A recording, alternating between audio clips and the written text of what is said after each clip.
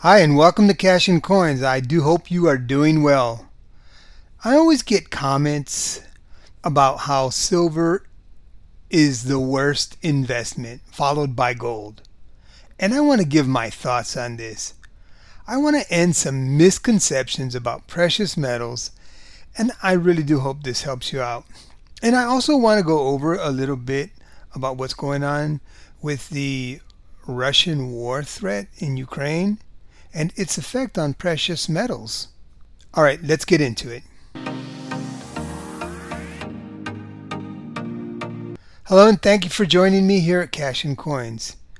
Yes, you can read through many comments on my channel, and there is usually someone saying how bad silver and gold are as investments. I do want to mention that is such a broad statement that can be applied to anything. Let's say you only bought the stock market on a peaks. How much of a gain would you have? Or if you only bought real estate at its peaks. Why am I bringing this up? Well, so many tell me that if they bought silver at $50 per troy ounce, that they would be doing pretty bad.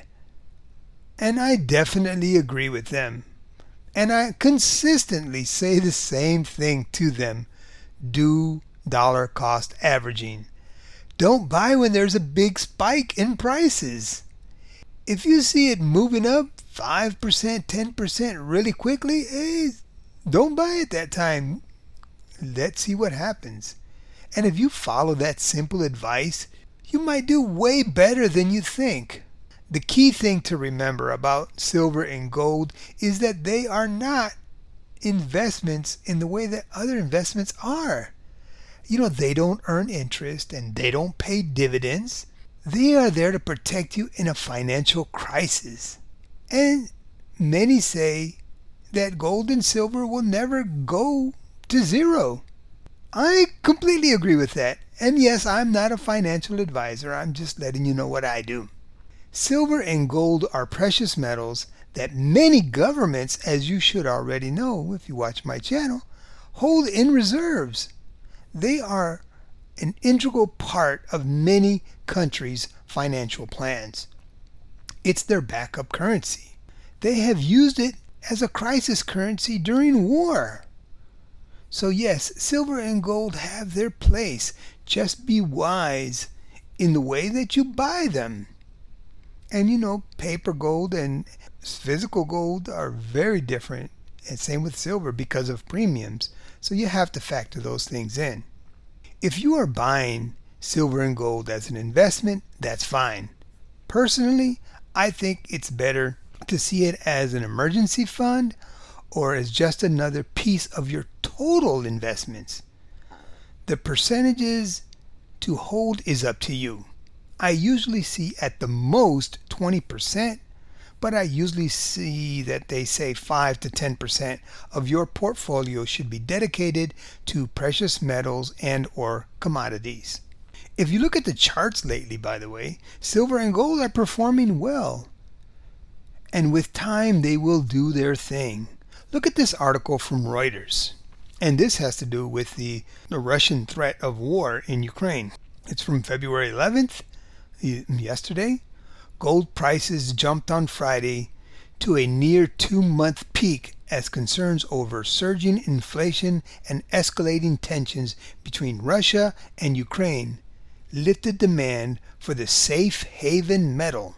Now it's saying that the spot price of gold rose 1.6% and that's been its highest level since November 19th. And it's poised to gain 2.5%. But then it went on to say gold is seeing some safe haven inflows as we got geopolitical risk out there and worries around the impact that higher rates are going to have on global growth, says Chris Gaffney, president of world markets at TIAA Bank. And it went on to say cruising in gold's slipstream, silver rose 1.3%, platinum gained 0.4%, and palladium climbed 2.9%. So yeah, look at all the precious metals are riding, up. So yeah, I don't think they'll ever go to zero. They will always have value. And if you are a collector, you know that the numismatic or collector's value of any coin can be astronomical. And that's if you find that one needle in a haystack. So what do? I stack and I collect. It is more fun for me that way. Please let me know your thoughts in the comments.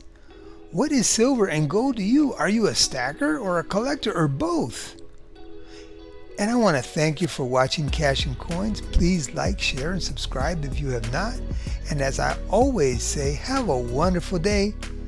And I'll see you on the next video.